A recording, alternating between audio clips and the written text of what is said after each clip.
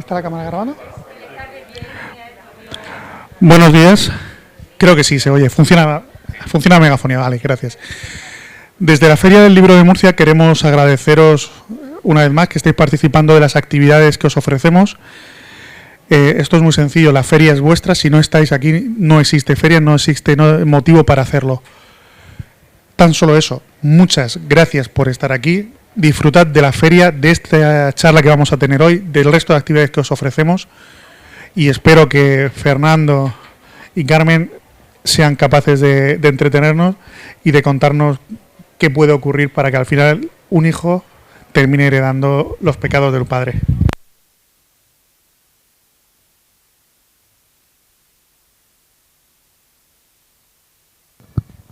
Buenos días. Me llamo Fernando da Casa, eso no tiene importancia porque aquí estamos para hablar de una magnífica novela escrita por Carmen Martínez Pineda, Hijos del Pecado. Cuando Raúl me propuso presentar esa novela me hizo muchísima ilusión porque, bueno, Carmen aún no lo sabe, no se lo he dicho, pero cuando presentó la novela a la editorial, Raúl me tomó pues como uno de los lectores cero para poder ver si la novela pues tenía o no tenía una proyección suficiente para poder ser publicada. No tardé ni 2 días en decirle, Raúl, esta novela es buenísima, esta novela hay que publicarla, es una maravilla. Él me dijo, yo opino igual, pero siempre me gusta tener alguna segunda opinión.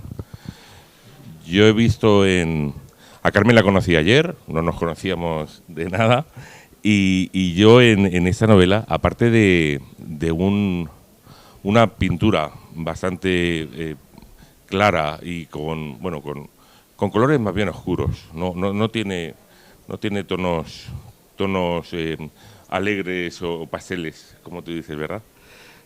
Pero una pintura muy clara define a personas en 3 épocas distintas, años 30, años 70, años 90, 2000, de una misma familia donde, aunque las épocas y las circunstancias o el marco sea diferente, el ambiente asfixiante del pueblo donde viven y las circunstancias personales les hacen a todos ser herederos de un mismo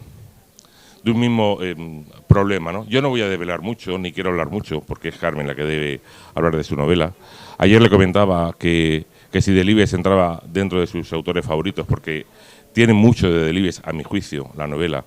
Se nota que Carmen es una gran lectora, aparte de escritora, que tiene grandes y buenas influencias y desde luego a mí ya me ha conquistado. Yo creo que cualquier otra novela que saque me la leeré seguro, porque con la calidad literaria que tiene Hijos del Pecado estoy convencido que cualquier otra también lo tendrá. No quiero restaros ni un solo segundo más antes de que Carmen hable. Buenos días, Carmen. Hola, ¿se me escucha, no? Sí. Bueno, gracias por tus palabras. Yo quiero agradecer a todos los que estáis aquí arropándome y apoyándome, como siempre, a la editorial también, porque la verdad es que cuando empiezas y eres una completa desconocida es muy difícil que una editorial te dé una oportunidad, y siempre es de agradecer que apuesten por ti de forma totalmente desinteresada y sin conocerte, y por tus amables palabras. Es que me ha gustado mucho tu novela, El Dejes de la Guerra. Vamos a hablar de la tuya. Y te agradezco tus palabras. Bueno, yo, este libro parte de un acontecimiento muy traumático que yo no viví presencialmente, pero que una persona muy próxima a mí me relató con una extraordinaria viveza, que fue la muerte de un discapacitado intelectual de 25 años, que se llama Vicente en la novela, y que ha vivido en el más completo abandono, en una situación de marginación por parte de su familia, y muere de la forma en la que ha vivido, completamente abandonado, sin que nadie se percate de que se está asfixiando, ¿no? Mi idea inicial era que esa escena traumática fuese el punto de partida de un estallido de sentimientos, de culpa, y permitiera a los personajes explorar su pasado, ¿no? Yo, en mi idea inicial, quería que Vicente también tuviese voz, esa voz en la línea de Faulkner, de limitado y con un punto de vista muy particular.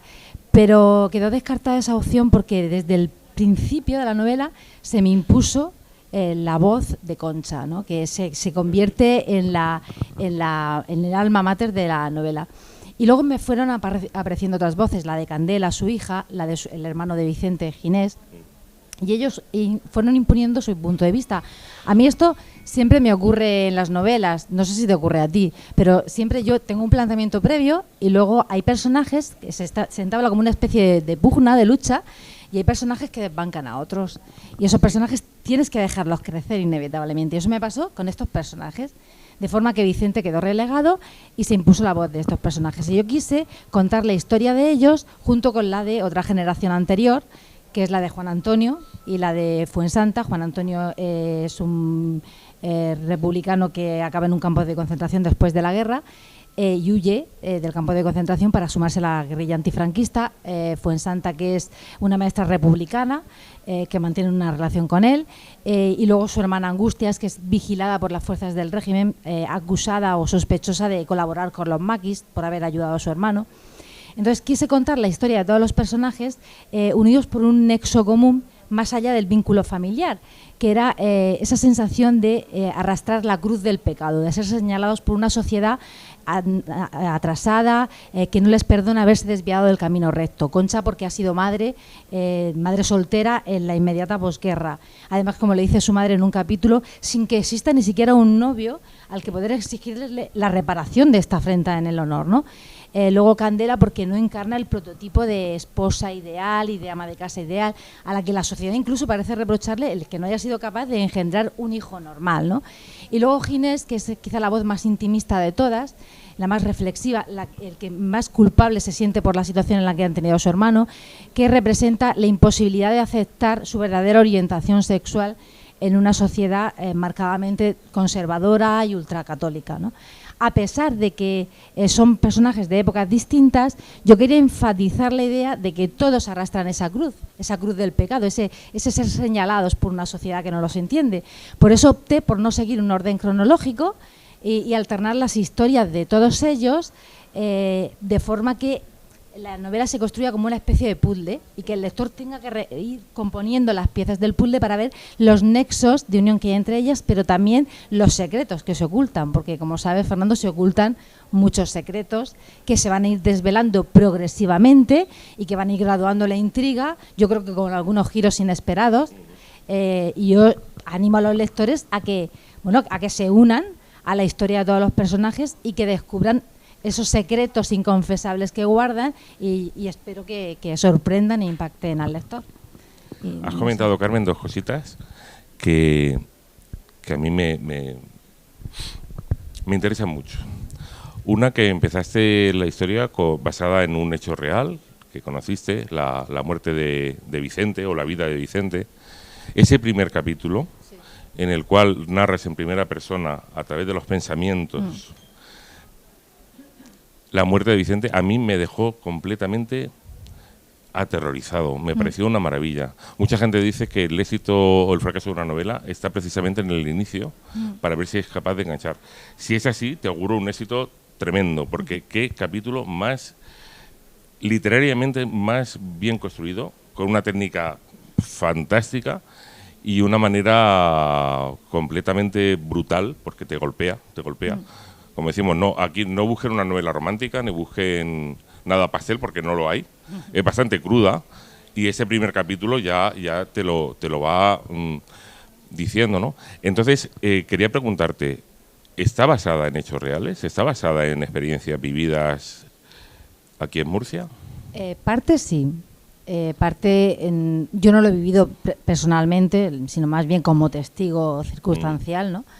Pero sí que hay mucho de historias que yo he vivido o he presenciado de pequeña en un pueblo de la Huerta de Murcia, ¿no? Entonces yo lo que quería reflejar era precisamente ese atraso que todavía existía en los años 70, 80, yo soy una niña de los 80, ¿no? En la España rural, ¿no? Porque yo recuerdo cuando me fui a estudiar periodismo a Madrid con 18 años, para mí se abrió un mundo completamente desconocido. Me di cuenta de la gran diferencia social y temporal que existía entre el ámbito rural y el urbano de una gran ciudad como Madrid, ¿no? Y entonces yo creo que eso ha calado de alguna forma también en mi forma de plantear la literatura y la narrativa. Yo pues en ese sentido sí que vi como la existencia de dos Españas. Y un poco es lo que yo también quería plasmar en la novela. Y sí que hay personajes que se asemejan mucho a personas de mi entorno que yo he conocido y otros totalmente inventados, sobre todo la de la generación más anterior, la primera generación de Juan Antonio, Fuensanta, Angustias, son todos ficcionales por completo. Muy bien. Pero también otra cosa importante de tu novela es eso, la sensación de pecado que llevan, da igual la generación que sea, da igual que sea la posguerra española, que sean los primeros años de transición, que hablabas del retraso evidente que había en esos 70, que aún seguía habiendo Españas a diferentes velocidades. Hoy en día, ¿consideras que ya hemos superado eso o no? Porque la historia de los años 90-2000 también criticas ácidamente y amargamente los prejuicios o connotaciones un poco de atraso. Yo no lo sé, ¿tú qué crees? Yo creo que ya hay menos diferencia gracias a las redes sociales, ¿no? Yo creo que Internet ha globalizado todo, ¿no? Y quizá hay menos diferencia, o por lo menos yo lo percibo así. Pero es verdad que en los años 90, finales de los 90, todavía no teníamos Internet, o Internet estaba pues en unos ámbitos muy elitistas todavía minoritarios. Yo a finales de los 90 creo que mi primer PC pues me lo compré ya casi en el 98, así, en el 99. O sea, quiero decir que todavía había grandes diferencias, yo creo que entre la España rural y la España urbana, ¿no? Creo. No sé cómo lo percibes tú. Estoy de acuerdo contigo. Es decir, yo creo que hoy en día, quizá gracias a esa globalización, tiene sus cosas buenas y cosas malas. También hay que decir que bastantes cosas malas. Pero la parte positiva es esa, que quizá haya menos diferencias. Eso que hoy en día un chico que sea homosexual, como le ocurre, no estamos hablando nada importante de la novela. No, porque se ve en los primeros capítulos. Se ve enseguida, se nota que hay uno de los protagonistas, Ginés, pues aunque bien, bueno, tiene su novia y tal, pero como que el cuerpo le tira hacia otro lado. Y claro, y él lo pasa muy mal, muy mal. Creo que circunstancias así se siguen dando hoy en día, sobre todo cuanto más rural o pequeño sea el ambiente, más complicado es una situación así, pero creo que obviamente está superado. Pero hay también otro detalle que ocurre tanto con la generación de los años 40 como con la de los 70, como la de los 90, que es el cotilla de pueblo, ¿verdad? Cuando hablas, por ejemplo, en los años 40, cómo hay señoras del pueblo que vigilan quién va y quién no va a misa, incluido el propio cura. O en los años 70, si fulanita está lavando sus paños menores, no existían las compresas, o no los lava porque algo ha pasado, ¿verdad? Y en los años 90, pues eso, que si este chico se arrima más a su amigo, se arrima más a su novia. Sí, porque yo creo que es una constante y yo mucho me temo, yo no vivo aquí, vivo en Madrid, pero yo mucho me temo que sigue ocurriendo. Y yo es algo que he vivido de jovencita. En los años 90 yo he tenido esa sensación de la señora que te está observando, que está vigilando y que sabe absolutamente todos los pasos que das. O sea, que yo creo que sí que sigue ocurriendo. Hay parte de eso todavía en la sociedad rural, ¿no? Y hablemos, aparte de lo que es el fondo de la novela, vamos a hablar de sus cualidades literarias.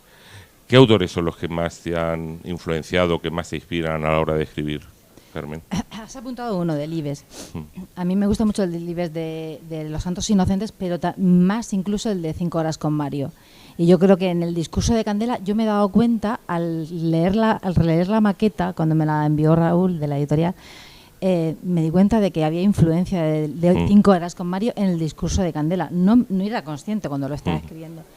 Y bueno, pues me gustan poetas como Lorca, como Cernuda, la generación del 27 en general me gusta mucho, me gusta mucho García Márquez, la literatura hispanoamericana me gusta ese tono de cuentacuentos que tienen muchos autores hispanoamericanos, ¿no? La forma en que dejan fluir la prosa, que te arrastra como si fuese un arroyo, ¿no? Y bueno, pues sí, yo creo que son mis autores decisivos. Has comentado a poetas importantes como Luis Cernuda, y otra cosa que yo he visto en la novela, utilizar la metáfora con una delicadeza maravillosa. Tienes un lirismo en la prosa dentro de la novela de una altura inconmensurable, quizá influenciada por esa poesía, ¿no? que has leído.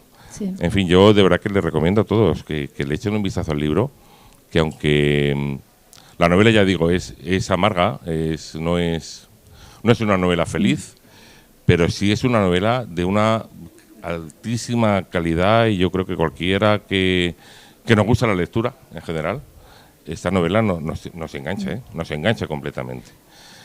Tampoco veo, aunque bueno, si criticas ácidamente situaciones injustas o situaciones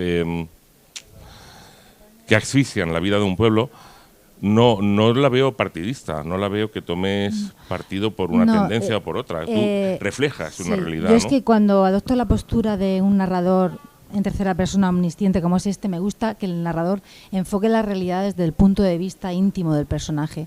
No me gusta que haya una voz de un narrador equivalente a la del autor, que enjuicie, que juzgue. Me gusta que sean los personajes los que, aunque hay un narrador formalmente en tercera persona, los que enjuicien la realidad desde su perspectiva. Por eso los juicios de valor son emitidos en realidad por los personajes, no por un narrador omnisciente y todopoderoso, ¿no? Y luego, por lo que apuntaba sobre que es una novela dura, sí es una novela dura, pero yo creo que, sobre todo cuando en algunos momentos, sobre todo los momentos que protagoniza Concha, creo que Concha es un personaje mordaz, es ácido, fruto de que es una mujer vapuleada por la vida y como consecuencia de tal tiene que comportarse irremediablemente así por las experiencias que ha vivido, pero yo creo que también tiene mucho sentido del humor y hay momentos también de humor y de desenfado, yo creo, que relajan un poco la lectura. Las peleas que tiene con su yerno son maravillosas. Con su yerno y con su hija también. Llamándole tonto a la cara de una manera estupenda, ¿no? Es una mujer eso, amargada por la vida, pero a su vez con una retranca y una manera de ser que dices, uy, me gustaría conocer a... ¿Existe Concha? Existe un personaje en el que me inspiré para crear a Concha, sí. Y Candela también. Porque son personajes muy definidos y muy claros también, que los llegas a ver y dices, uff, qué bien, ¿no? Sí, son personajes... ¿Y cómo te metes dentro de la piel de cada uno de ellos? Sí, por eso te digo, me gusta plantear que hay un narrador en tercera persona que explore en la psicología del personaje para que sea el personaje el que enjuicie, no sea yo como autora, sino el personaje. Por eso, en una misma novela puede haber distintos planteamientos y distintas psicologías y distintos enjuiciamientos de una misma realidad, porque depende de la perspectiva que se adopte. Yo tenía claro que cada uno tenía que tener una voz distinta y el narrador tenía que tener una voz distinta en función del personaje que enfocara cada realidad. Sí, eso también es otra sensación que me ha dado la novela, de que al final dejas la decisión final sobre lo que está bien, lo que está mal, en el lector. Sí. Y que sea el lector el que saque sus propias conclusiones de qué aspectos de lo que están narrando son más correctos, menos correctos. Es decir, no implicas a tu propia narración ningún sentimiento, sino que expresas distintas personas, distintos pensamientos de distintas personas y dejas que sea el lector el que forme al final su juicio, ¿no? Bueno, yo creo que es un planteamiento propio de la narrativa contemporánea, ¿no? Sí. O sea, ese planteamiento de que hay un narrador que moralice es decimonónico. Totalmente. Es del realismo decimonónico, yo creo que ya pues está superado, ¿no? Yo creo que debe ser el lector el que adopte una posición determinada en función de los múltiples planteamientos que haya y lógicamente en una misma novela puede haber un personaje profundamente conservador y otro totalmente liberal, uno que sea ultraderechista y otro que sea de extrema izquierda. Entonces, cada uno tiene que enfocar la realidad desde su perspectiva ideológica y desde sus convicciones. Lo otro no sería verosímil desde mi punto de vista. Yo creo que la literatura, ante todo, tiene que ser creíble, tiene que ser verosímil. Hay una crítica que sí que creo que haces en el libro y que creo que es así, que no tiene discusión y que la tomas como propia, que es la necesidad de la educación. Hay varios pasajes del libro en los cuales cuando reflejas una falta de cultura o de educación de personajes respecto a otros, sobre todo los que están en la capital, que tienen como o se creen en una posición superior y están en un pedestal, eso lo criticas de una manera muy clara, diciendo todos somos iguales, somos de la misma piel, la diferencia está en esa educación que no tiene por qué no tener la gente. Pues si lo he hecho ha sido totalmente involuntario. Sí, sí. De verdad que no me he dado cuenta. Sensación, no sé, no, pues posiblemente porque realmente posiblemente porque lo pienso, o sea que posiblemente, pero muchas veces es que no podemos evitar estar en la novela, por mucho que queramos apartar nuestra ideología y nuestros pensamientos, la estamos escribiendo y somos humanos y al final. Se me ha ocurrido cuando por ejemplo los padres de Vicente van al médico y el médico con palabras muy técnicas les explica lo que le pasa a Vicente y los padres es que no se enteran. No, y Candela piensa... Encima que ella es un poquito cortita, según su madre también. Sí, pues, ella piensa, ¿y este hombre? ¿Qué me está diciendo esto? Claro, ¿qué manera de andar con estas palabras tan raras? Sí. Claro. En fin, ¿qué es para ti el pecado, Carmen? Para mí el pecado es un concepto impuesto por una sociedad que está marcada por una tradición que viene de la tradición judeocristiana, ¿no? Entonces, ese concepto de pecado que nos impone esa tradición judeocristiana, yo creo que es la que se refleja en la novela y la que sutilmente a través de los personajes se critica, ¿no? Porque ¿quién nos dice qué es pecar y qué no es pecar? Otra cosa es que haya un delito, que haya la comisión de una falta, pero un pecado, ¿qué es el pecado? Pues algo que nos han impuesto artificiosamente, ¿no? ¿Y tienes en mente ahora mismo el planteamiento de una nueva novela? ¿Vas a seguir por esa línea?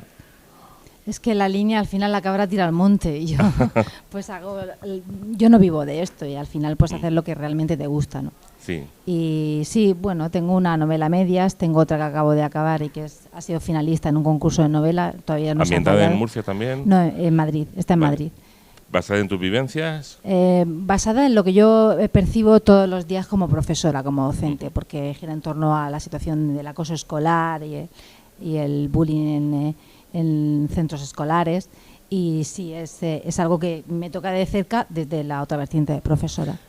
Esta novela ha sido premiada y ha sido finalista de premios muy prestigiosos a nivel no solamente nacional, sino internacional. Pero luego, a la hora de la verdad, una novela puede tener premios, pero luego publicarla no es tan fácil. No es fácil, ¿no? ¿Qué piensas del mundo editorial o de cómo una novela que ha sido tan elogiada por la crítica cuando la ha leído, cuando ha concursado en ciertos certámenes literarios y han dicho de ella maravillas, que luego te cueste llegar al público o que sea conocida?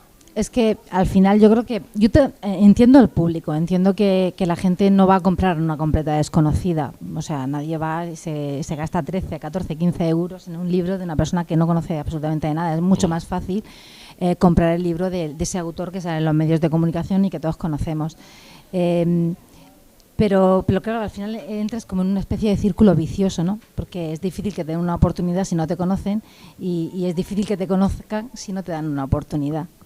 Y con una editorial también modesta pues es difícil llegar al gran público y tenemos siempre la sensación, no sé si te pasa a ti, de que estamos siempre empezando, ¿no? De que siempre allanando el camino y siempre pues picando para conseguir algo y a veces es es duro y es cansado, es agotador porque también tenemos nuestra vida familiar, nuestro trabajo. Pero bueno, yo creo que todo compensa por la pasión que nos arrastra hacia la literatura. ¿Tienes manía para escribir? ¿Manías? Sí. Estar sola, en silencio, escuchar música. Además tengo 2 niños y he aprendido a escribir en cualquier circunstancia. Alguno está por aquí, ¿no? Creo. Sí, he aprendido a escribir en cualquier circunstancia y en los lugares más insospechados y a las horas más inapropiadas. Porque muchas veces, bueno, yo esta novela... como curiosidad, mira, ahora que lo preguntas, esta novela, los primeros capítulos los escribí en un viaje que fuimos a Portugal, al Algarve. Entonces me levantaba por la mañana temprano antes de ir a la playa y escribía un capítulo. Y ahí empezó la novela, en mis vacaciones en el Algarve. O sea que escribimos donde surge y donde podemos. No sé si alguien tiene alguna pregunta. Sí, claro, por supuesto, ¿eh? Esto es un diálogo abierto para que cualquiera pueda preguntar, tanto si habéis leído la novela como si no, cualquier duda que os pueda surgir. Aquí tenemos un micrófono para que podáis expresar vuestra opinión. Veo por ahí, Paco, ¿querías decir algo, no? ¿Te viste levantar la mano? Aquí tenéis micrófono, si queréis cogerlo. Bueno. Pues nada, si no hay preguntas. Bueno, de verdad que yo lo que os animo a todos es a leer esta gran novela, que muchas veces también hemos comentado antes de empezar el acto, de que se han formado enormes colas para comprar libros de youtuber o gente que triunfa por redes sociales, que luego piensas, anda, ¿y por qué este crío de 17 años sí y yo no tengo cola? Pero bueno, creo que lo que nos une es la pasión por escribir, la pasión por leer. La satisfacción que da, aunque sean menos, que algún lector llegue y te diga, uy, Carmen, que me ha encantado tu novela, he visto reflejado mi pueblo. No nombras a ningún pueblo en la novela. No dices, No, ni quieres, ¿verdad? no Es decir, quiero. Vale, pero bueno, da igual. No, Esto, porque yo creo que, además, no me gusta concretar tanto porque creo que así dejas abierta la imaginación del lector Claro. y realmente esa historia puede ocurrir en mi pueblo, en el pueblo de al lado. Efectivamente, Es decir, en incluso- muchos y pueblos de España. Eso te iba a ¿sabes? decir, que no es algo exclusivo de un pueblo de la Huerta de Murcia, que puede Claro. ser en Extremadura, Sí. en Galicia, Claro. en la propia Madrid o en Andalucía, En da igual. pueblos ¿no? de Madrid, Sí, claro. sí, que hay pueblecitos muy pequeños. Todo el mundo piensa en Madrid como Sí. una gran ciudad y tiene pueblecitos más pequeños que los que tiene Murcia. Vale. ¿Querían lanzar algún mensaje con la novela? ¿Es una novela de mensaje, de querer expresar algo en concreto? O Es que yo cuando empiezo a escribir porque tengo la necesidad de contar una historia en torno a unos personajes. Yo lo primero que defino son los personajes. Por eso te digo que si en las primeras páginas no se me impone la voz de un personaje, esa novela, por mi experiencia, naufraga. Y la acabo abandonando. Yo he llegado a abandonar novelas con 100 y pico páginas, casi Vaya. 200 páginas. La última hace unos 3 años y de esa salió otra que estoy escribiendo ahora. Porque si no veo los personajes, si no los visualizo, si no veo personas de carne y hueso, no sigo con la novela. Entonces, más que contar una historia, quiero contar la historia de esas personas. Y en este caso tenía muy claro qué historia quería contar en torno a unas personas. Y el mensaje que quería trasladar es el que tú muy bien has apuntado. La necesidad de la educación y el pecado como imposición externa que nos condiciona y nos aboca a llevar muchas veces una vida que no es la que queremos llevar, ¿no? Y que nos hace pues falsear la realidad y fingir que somos personas distintas a las que somos, ¿no? En definitiva, no ser felices. hay autores como Espido Freire que nos catalogan a todos los escritores como escritores de mapa o escritores de brújula, ¿verdad?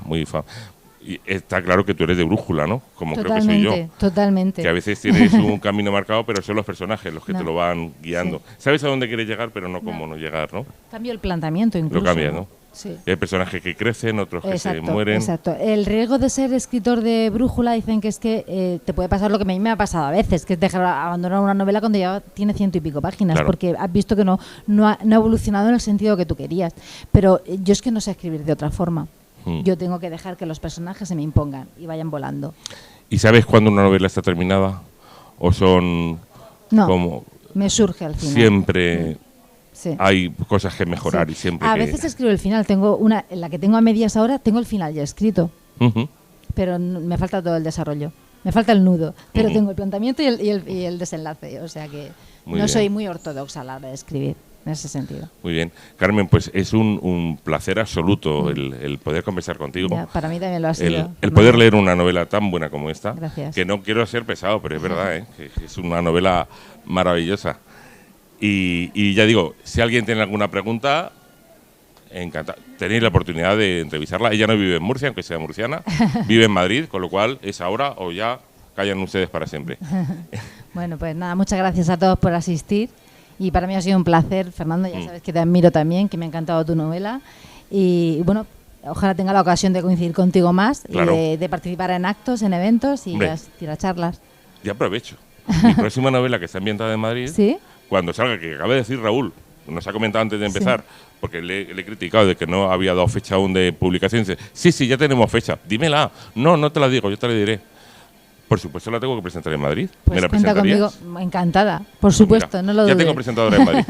Muy bien, cuenta Muy conmigo. bien, ya yo me lo llevo. No estaba pensado, ha sido Ha sido espontáneo, sí. Bueno, pues Bueno, creo nada. que merece un aplauso y ahora estaré encantada de firmar vuestro Muchas libro. gracias.